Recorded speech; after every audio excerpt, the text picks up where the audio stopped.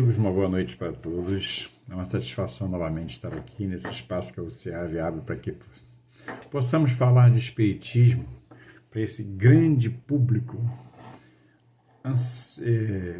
que tem muita ansiedade para conhecer as coisas espirituais, muito embora muitas vezes não se permita entender a respeito disso. E a gente vai ter a oportunidade de falar aqui sobre as tradições que nós temos, as tradições religiosas, os hábitos que nós temos.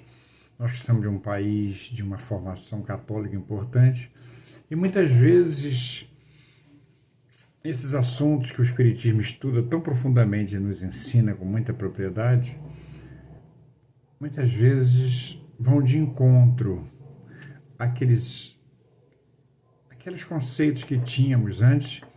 E muitas pessoas resistem um pouco a admitir essa nova realidade. Mas a partir do momento que nós descobrimos a perfeição desse conhecimento, a perfeição a que leva esse conhecimento, é algo realmente que vai muito acima da nossa compreensão. Pois bem,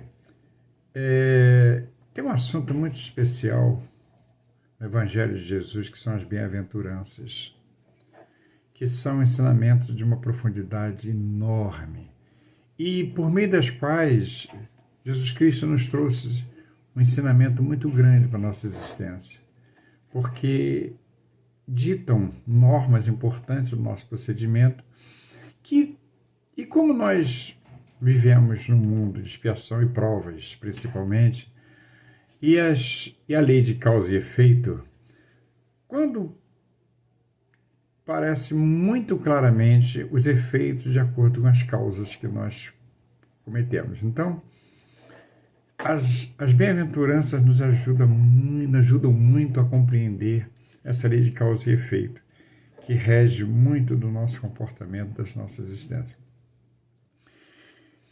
Kardec, no livro Evangelho segundo o Espiritismo, ele colocou 5 bem-aventuranças, que são bem-aventurados aflitos, bem-aventurados pobres de espírito, bem-aventurados aqueles que têm puro coração, bem-aventurados aqueles que são brandos e pacíficos, e bem-aventurados aqueles que são misericordiosos.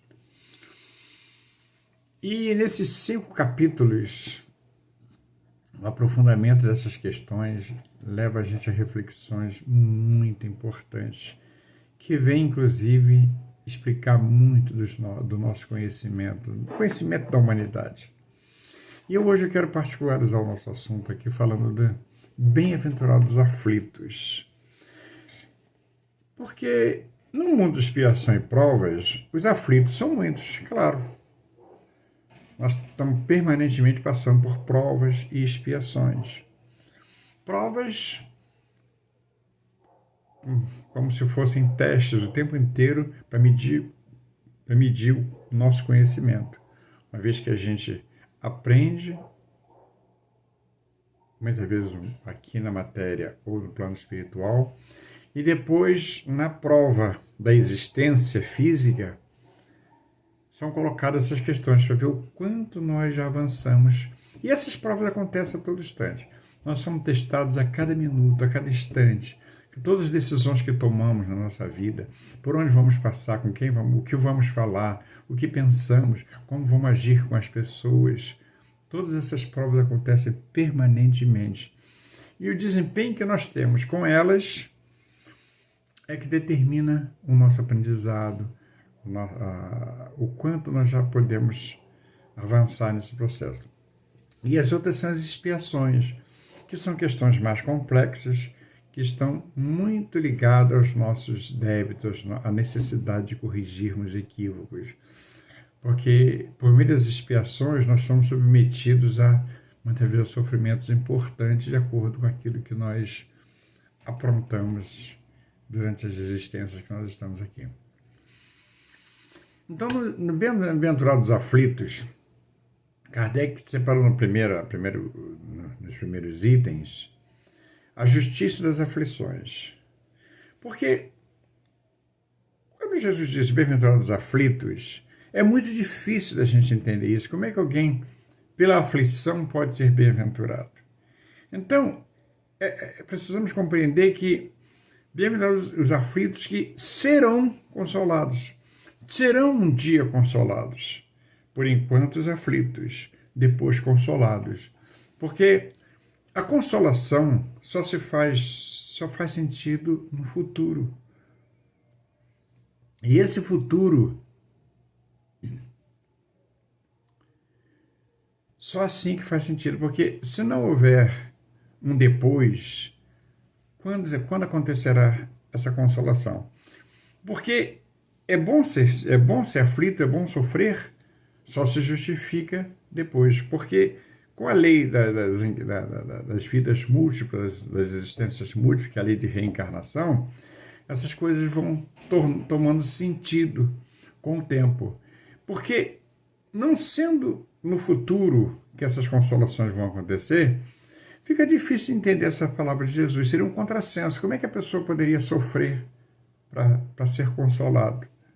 Né? Seria um contrassenso, seria até um engodo, como uma expressão que Kardec usa. Porque não teria sentido ser aflito para quê? Masoquismo? Não. Que as consolações virão depois, porque nas aflições é que nós vamos aprendendo, resgatando, sofrendo aquelas consequências daquilo que nós fazemos. Então, é preciso compreender, porque num mundo tão desigual quanto o nosso, onde uns sofrem mais, outros sofrem menos, nós temos provas no nosso dia a dia de que vemos pessoas de bem sofrerem muito, enquanto outras que aparentemente nada fizeram de bom nessa existência, que são felizes dentro das possibilidades. Muitas vezes nós vemos pessoas, crianças recém-nascidas, terem seus sofrimentos, passaram por questões que sequer tiveram oportunidade de cometer erros já nessa existência. Então, só passam por aflições já tão precocemente. Então, a fé, que é importantíssima na nossa vida, ela leva a ter paciência, ela leva a gente a aceitar muitas coisas, na medida que nós não compreendemos. Toda vez que nós não compreendemos algo, nós confiamos na superioridade divina, na superioridade espiritual, para que possamos aceitar as questões. Então, se eu confio em Deus, mesmo não compreendendo bem as suas leis, eu sei que Ele quer o de bom para nós. Isso, a fé nos leva a essa certeza. Se Deus é infinitamente bom, justo e caridoso, se eu não estou usufruindo das benesses do mundo, é porque eu não mereço. Porque se dependesse de Deus, eu estaria atendido. Mas há leis, há responsabilidades, há lei de causa e efeito que precisam ser cumpridas. Então, nesse caso, nós precisamos ter a fé para confiar. Tá? Então, a fé nos leva a ter paciência, a aceitar muitas dessas aflições. Mas a fé não explica essas anomalias que parecem desmentir a justiça divina. Nessa crença de que bem-aventurados aflitos que serão consolados, mas enquanto a consolação não acontece, as aflições parecem muito injustas. Parece até que não fazem parte da lei divina, não estão por conta de Deus. E porque se Deus é infinitamente bom, justo e é a perfeição divina, por que acontecem todas essas coisas? Por que há sofrimento? Por que há aflições? Por que há injustiças? Então, se Deus é justo, como nós já aceitamos, essa causa há de ser justa. Ou seja, se nós passamos por aflições, por sofrimentos, e Deus permite que isso tudo aconteça, que é pela justiça divina, então a causa há de ser justa, há de ter uma razão fundamental para que isso aconteça, para justificar tudo isso. E aí, Em seguida, Kardec separa nas causas das aflições. O que nos faz passar pelas aflições? E ele separa, inclusive, as causas atuais, que dizem respeito a esta existência, a esse momento que nós estamos passando aqui, e as causas passadas, ou seja, aquelas causas que tiveram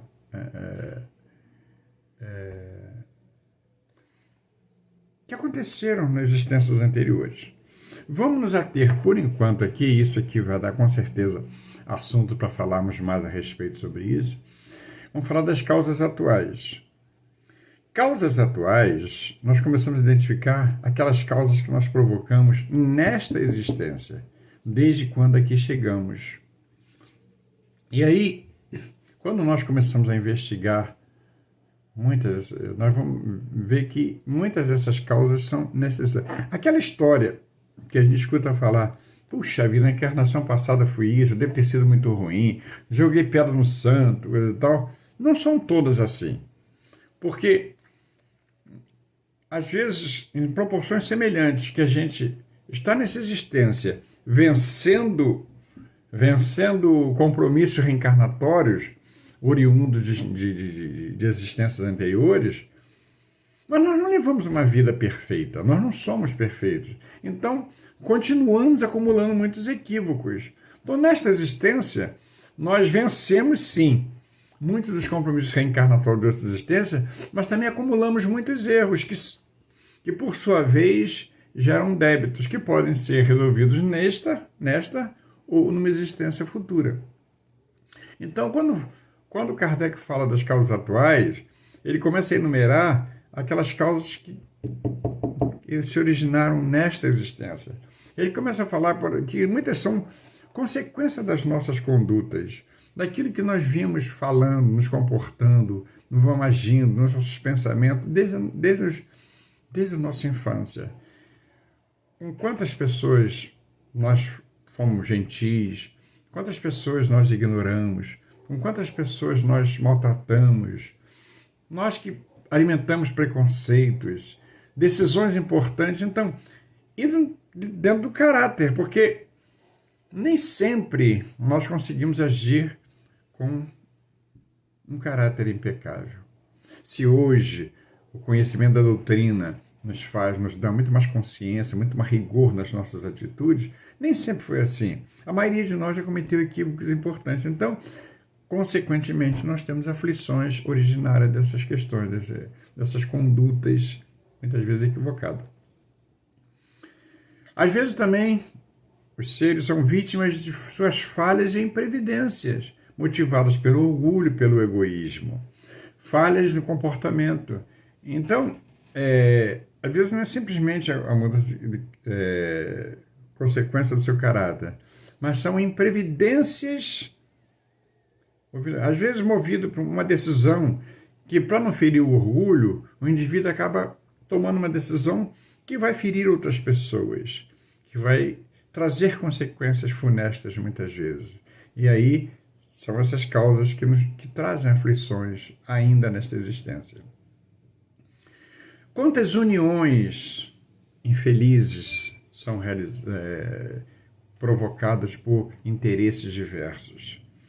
As uniões matrimoniais, que são tão importantes na vida das pessoas, há pessoas que levam décadas, há pessoas que se sentem felizes com a convivência, levam uma convivência única com uma determinada pessoa, outras que têm experiências tão diversas, às vezes experimentando. E muitas dessas uniões trazem infelicidade, trazem aflições, porque elas tiveram origem em motivos fúteis, ou motivos baseados em interesses particulares.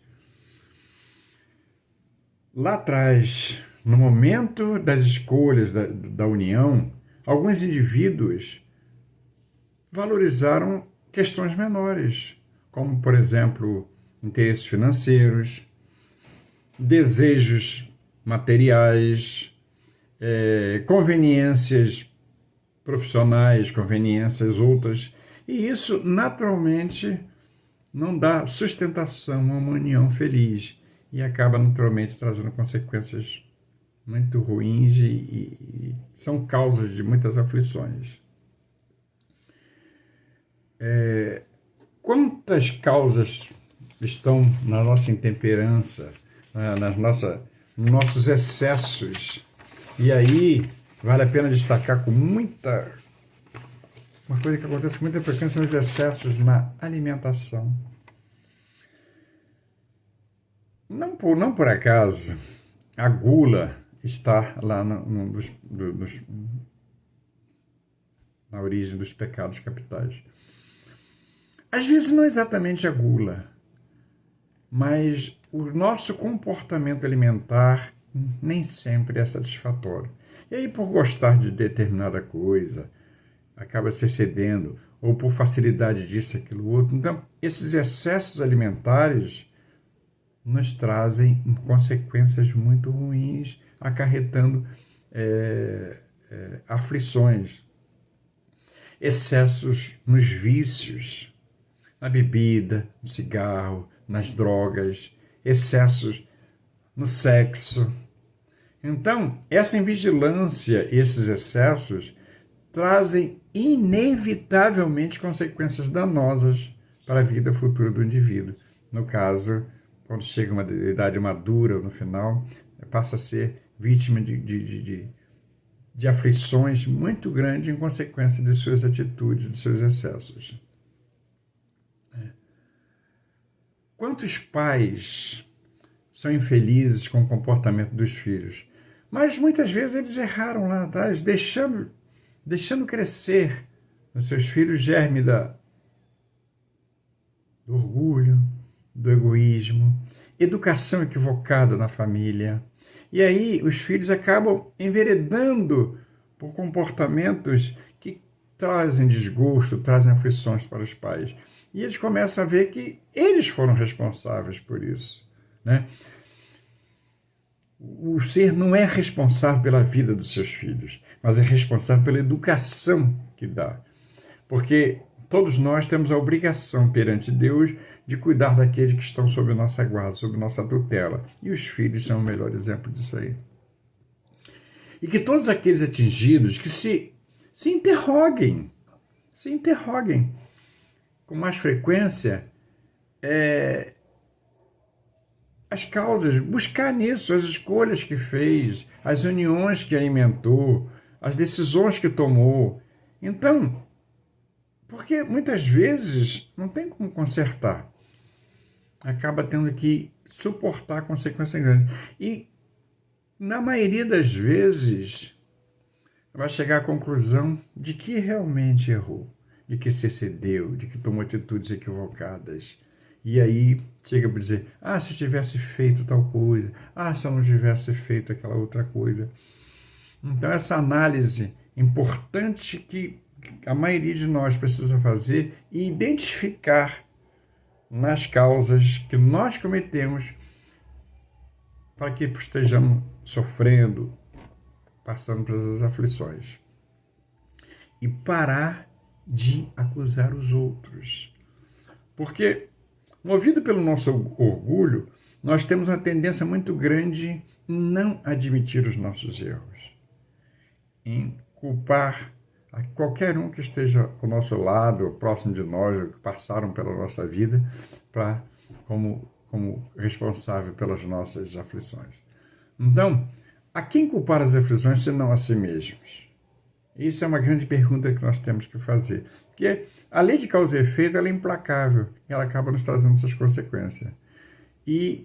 Porque a lei humana ela não atinge todas as faltas. A lei humana ela acaba condenando todos os erros das pessoas quando descobre. Mas os nossos próprios erros, nossos erros íntimos, a lei humana não atinge. E aí, as consequências são pelo nosso sofrimento, pelas agonias, pelas aflições. Tá? Voltamos a esse assunto em breve. Um grande abraço a todos, uma boa noite, fiquem com Deus.